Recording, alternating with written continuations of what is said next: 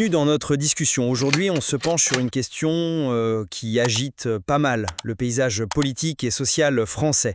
La récente suspension de la réforme des retraites, une annonce du Premier ministre, présentée au départ comme un geste d'apaisement, mais qui très vite a soulevé tout un tas de questions sur la stabilité politique, la confiance et puis même sur la capacité du pays à mener des réformes d'ampleur. Notre analyse, elle se base sur les faits récents, les événements tels qu'on les a vus se dérouler et puis leurs conséquences qui ont été largement débattues. Alors le point qui nous divise vraiment, c'est comment interpréter cette décision. Est-ce qu'on doit y voir une pause pragmatique, rendue nécessaire, presque inévitable par une crise de confiance très forte et une vraie fracture sociale? Ou alors est-ce qu'on assiste plutôt à la manifestation d'une fragilité politique qui serait inquiétante, une sorte de manœuvre tactique qui finalement ne fait que repousser les problèmes et abîmer encore plus la crédibilité? Moi de mon côté, je vais plutôt défendre l'idée que cette suspension, bon, avec ses défauts, c'est clair, c'était quand même une réponse quasi nécessaire face à une situation sociale qui risquait d'exploser. Et moi, je soutiendrais plutôt que cette décision, elle révèle surtout une faiblesse stratégique au plus haut niveau de l'État et que, malheureusement, elle risque d'aggraver la méfiance générale plutôt que de calmer le jeu. Je comprends cette idée faiblesse stratégique, mais il me semble quand même important de remettre ça dans le contexte. La suspension, oui, elle a pu paraître un peu technocratique ou discrète dans sa forme, cet amendement budgétaire, bon, mais elle répondait d'abord et avant tout à une situation de blocage majeure. On parle quand même d'un rejet très fort, près de 70% d'opposition dans les sondages à ce moment-là, des mobilisations syndicales, citoyennes, d'une ampleur qu'on n'avait pas vue depuis longtemps, et surtout ce sentiment de fossé qui se creusait entre les Français et le gouvernement sur ce sujet précis. Forcer le passage là-dedans, c'était prendre un risque énorme de confrontation directe, peut-être même violente, avec des conséquences qu'on ne pouvait pas prévoir pour la cohésion du pays. Donc la suspension, pour moi, c'était d'abord une tentative de désamorcer. Alors oui, l'apaisement espéré, il n'est pas venu tout de suite, loin de là. Mais est-ce que ce n'était pas choisir le moindre mal, finalement? Entre le coût budgétaire de la suspension, qui est réel, on ne va pas le nier, et puis le coût politique et social d'une réforme imposée contre une telle majorité, le gouvernement a peut-être juste fait un calcul de prudence, tout simplement. C'est une reconnaissance implicite, et sans doute un peu difficile à avaler pour l'exécutif, que la fameuse verticalité du pouvoir elle a ses limites et qu'on ne peut pas réformer un pilier comme ça de notre modèle social sans un minimum d'adhésion. C'est un ajustement forcé, oui, ça coûte en crédibilité, c'est vrai, mais c'était peut-être vital à ce moment-là pour éviter le pire. Alors moi, j'aborde la question sous un angle assez différent. Pour moi, cette suspension, c'est vraiment tout sauf un simple geste pragmatique dicté par les événements. C'est un symbole très fort d'incertitude, de flottement stratégique au sommet de l'État. Et la manière de faire, la méthode, elle est extrêmement révélatrice. Pas d'annonce politique claire, pas de grand débat assumé sur ce changement de pied, mais une mesure glissée, presque en douce, via le véhicule très technique d'un projet de loi de financement de la Sécu lors d'un conseil des ministres. Difficile de ne pas y voir une manœuvre, quand même, pour éviter un débat parlementaire et public qui s'annonçait potentiellement dévastateur, y compris d'ailleurs pour la cohésion de la majorité présidentielle elle-même. Et d'ailleurs, loin de calmer les choses, cette méthode, elle a tout de suite ouvert une sorte de boîte de Pandore institutionnelle. Est-ce que la procédure est valide? Le Sénat pourrait s'y opposer, le Conseil constitutionnel sera sans doute saisi. Bref, on a compliqué le jeu au lieu de le simplifier. Et politiquement, la décision divise le propre camp du président, elle fragilise un Premier ministre qui était déjà pas mal contesté, et puis elle donne un boulevard aux oppositions qui crient, on peut les comprendre, à la tromperie, à la manœuvre pour gagner du temps avant les prochaines élections. Et enfin, et ça c'est peut-être le plus grave, ça crée un précédent. Quelle crédibilité aura la France demain pour annoncer des réformes importantes, que ce soit vis-à-vis de Bruxelles, des marchés financiers, ou même tout simplement de sa propre population? On repousse les problèmes financiers qui ont été identifiés par le Conseil d'orientation des retraites, cet organisme indépendant qui nous alerte quand même régulièrement sur les déficits à venir, et on nourrit cette espèce de fatigue démocratique, ce sentiment que la parole politique, elle change tout le temps. Vous insistez beaucoup sur le calcul stratégique, la manœuvre politicienne, d'accord. Mais je reviens quand même à la pression des faits, la pression sociale. Est-ce qu'on peut sérieusement diriger un pays en ignorant un tel niveau de tension, une telle crispation? Vous pensez vraiment que cette décision a été prise froidement, juste pour des raisons tactiques internes à la majorité ou avec l'œil rivé sur 2027? Franchement, j'ai du mal à le croire. La suspension, c'est d'abord, il me semble, la conséquence directe, presque mécanique d'une situation sociale qui était devenue intenable. Le gouvernement était acculé tout simplement par l'ampleur du rejet. C'est une reconnaissance, oui tardive, peut-être maladroite dans la façon technique de le faire, je vous l'accorde, des limites de l'exercice du pouvoir quand il se heurte à un tel mur de refus. Et la profondeur de la crise de confiance que cette réforme avait créée par son contenu, mais aussi par la méthode utilisée pour la faire passer au début. Il y avait un vrai risque d'embrasement social. Je ne nie absolument pas la tension sociale. Ce serait absurde, bien sûr. Mais c'est justement le moment choisi et la manière de faire cette suspension qui me font douter de la pureté des intentions et qui mettent en avant, selon moi, le calcul politique. Pourquoi cette annonce en catimini, via un amendement technique noyé au milieu d'un texte budgétaire hyper complexe? Sinon pour court-circuiter un débat au Parlement qui s'annonçait très difficile et risqué pour une majorité présidentielle qui est, rappelons-le, relative et traversée de tensions internes. N'oublions pas les réticences qui avaient été exprimées par certains alliés centristes, la difficulté à trouver un consensus même au sein du camp gouvernemental. Tout ça, ajouté à la perspective des élections, les européennes d'abord, puis la présidentielle et les législatives en 2027, ça dessine quand même un paysage où la tentation de faire une pause tactique devient très, très forte. Quand l'opposition de gauche radicale parle de mise en scène pour reprendre son souffle, ou que la droite ironise sur un gouvernement girouette, comment ne pas y voir une part de vérité?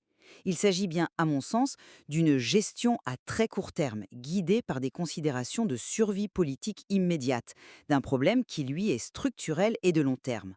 On gagne du temps, oui, mais à quel prix? Vous parlez d'incertitude accrue, et c'est vrai, la situation est loin, très loin d'être stabilisée. La méfiance reste là, on le voit bien avec la réaction des syndicats, ou même des socialistes qui saluent la mesure mais restent très prudents.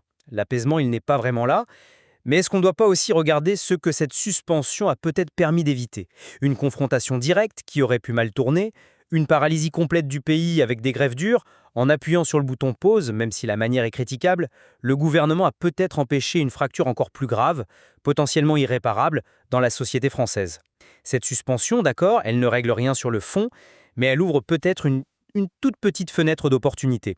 Une chance, si elle est saisie, de renouer un dialogue sur des bases différentes, peut-être moins verticales. Ce n'était sans doute pas la solution parfaite, mais c'était peut-être la seule qui restait sur la table pour éviter une explosion sociale immédiate dont personne ne pouvait prédire l'issue. Parfois, le moins mauvais choix est le seul qui reste, tout simplement. C'est une lecture que je peux entendre, mais je crains fort que l'effet immédiat et principal, ce ne soit pas tant la prévention d'une crise que l'installation d'une incertitude généralisée, et sur plusieurs plans.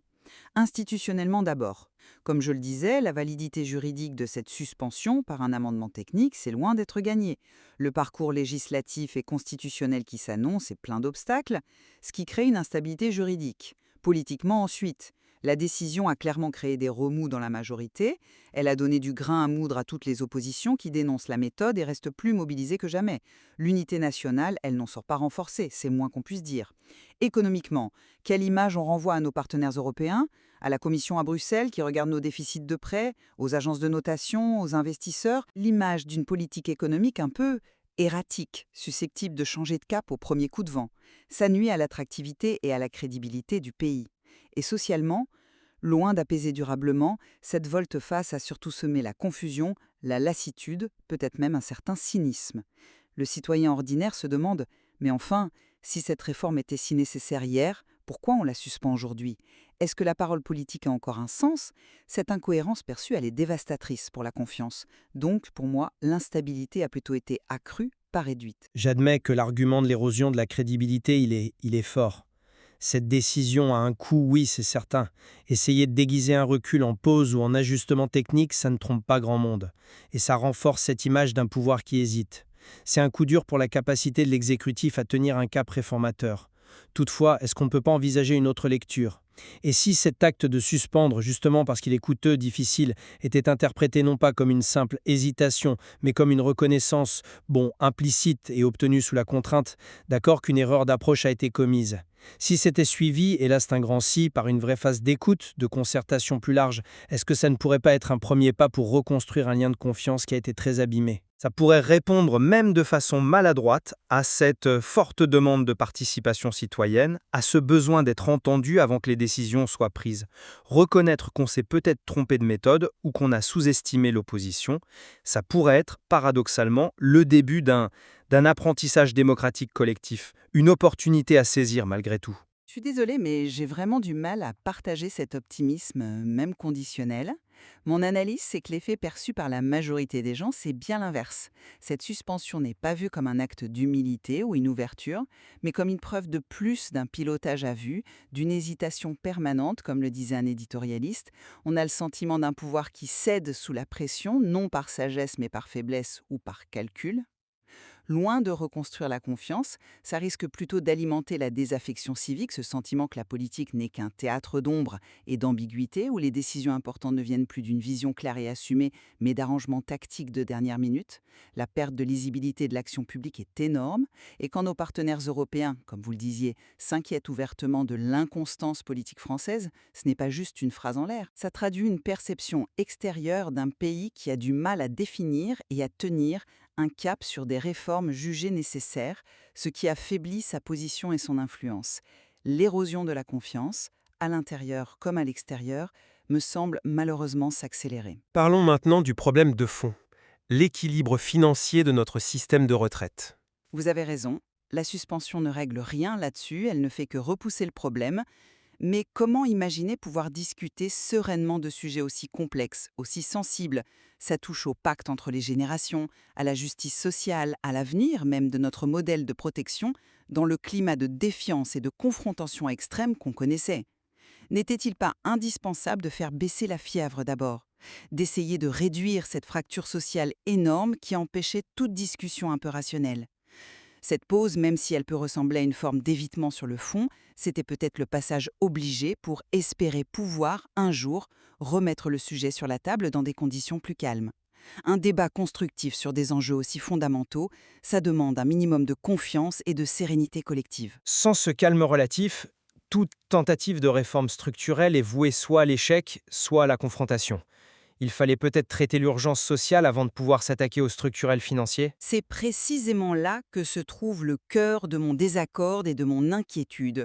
Cette approche qui consiste à calmer le jeu en reportant les décisions difficiles, c'est pour moi une fuite en avant extrêmement dangereuse. Ça revient à ignorer volontairement les réalités démographiques et financières que le Conseil d'orientation des retraites, entre autres, nous rappelle sans arrêt. Les déficits prévus, ils ne vont pas disparaître tout seuls, ils vont continuer de se creuser. Le doute sur la survie même du système par répartition va s'installer encore plus profondément, en particulier chez les jeunes générations qui se demandent, et c'est légitime, si elles cotisent pour quelque chose de solide. En refusant d'affronter le problème aujourd'hui, sous prétexte de tensions sociales, tensions que la réforme initiale a certes aggravées, mais qu'elle n'a pas créées de rien, on prend le risque de rendre ce problème encore plus aigu et plus douloureux à régler demain. On pourrait très bien se retrouver dans quelques années face à une crise de financement majeure, doublée d'une crise de confiance intergénérationnelle explosive, où la solidarité même qui est à la base de notre système serait sérieusement mise en doute. C'est jouer avec le feu, ni plus ni moins. D'ailleurs, certains observateurs n'hésitent pas à parler d'un risque de crise de régime larvé, où ce n'est plus seulement telle ou telle politique qui est contestée, mais la capacité même de notre système démocratique à prendre des décisions difficiles et à préparer l'avenir qui est remise en question. L'évitement d'aujourd'hui nourrit cette érosion profonde. Bon, pour résumer ma position, je dirais que cette suspension, oui, elle coûte cher en crédibilité, elle ne résout pas le problème de fond du financement, c'est clair. Mais elle représentait sans doute la moins mauvaise option pour éviter une explosion sociale immédiate dont les conséquences auraient pu être désastreuses. Elle agit un peu comme un révélateur brutal de la nécessité absolue de repenser nos façons de faire en matière de dialogue social et de gouvernance. La grande question maintenant, et c'est le défi majeur, c'est de savoir si cette pause forcée peut être transformée en une vraie opportunité pour un débat plus ouvert, plus constructif sur l'avenir de notre modèle social. Et de mon côté, je conclus que cette décision est surtout le symptôme d'une gouvernance qui est devenue trop réactive, trop dépendante des calculs tactiques et finalement affaiblie dans sa capacité à porter une vision et à tenir un cap. Loin de calmer les choses, elle a compliqué la situation institutionnelle, elle a aggravé la crise de confiance entre les citoyens et leurs dirigeants, et elle a augmenté l'incertitude économique. En choisissant de reporter les choix difficiles face à la contestation, elle nourrit le cynisme et elle met en lumière une difficulté croissante à mener les réformes structurelles jugées nécessaires, même quand on nous explique pourquoi elles le sont. C'est, je le crains, l'illustration assez préoccupante d'un malaise plus profond dans le rapport des Français à la décision politique et à l'avenir collectif. Notre désaccord sur l'interprétation de cet acte politique et de ses raisons profondes reste donc entier, mais on peut sans doute être d'accord sur le fait que cet épisode met vraiment en lumière les lignes de fracture qui traversent la société française. Cette tension constante entre un besoin de réforme que certains ressentent et un rejet social très fort exprimé par d'autres, cette dialectique compliquée entre l'exercice de l'autorité, qui est nécessaire pour agir, et la recherche de légitimité démocratique, sans laquelle cette autorité devient très fragile. Absolument. L'enjeu va bien au-delà de la simple question technique des retraites ou de la manœuvre politique du moment. Ce que cet épisode révèle, c'est peut-être une interrogation plus fondamentale sur notre capacité collective, en France aujourd'hui, à débattre sereinement des sujets qui fâchent, à confronter nos désaccords de manière constructive et au final à construire un consensus suffisant pour se projeter ensemble dans l'avenir. Il y a là, c'est certain, de quoi poursuivre la réflexion bien au-delà de notre échange d'aujourd'hui.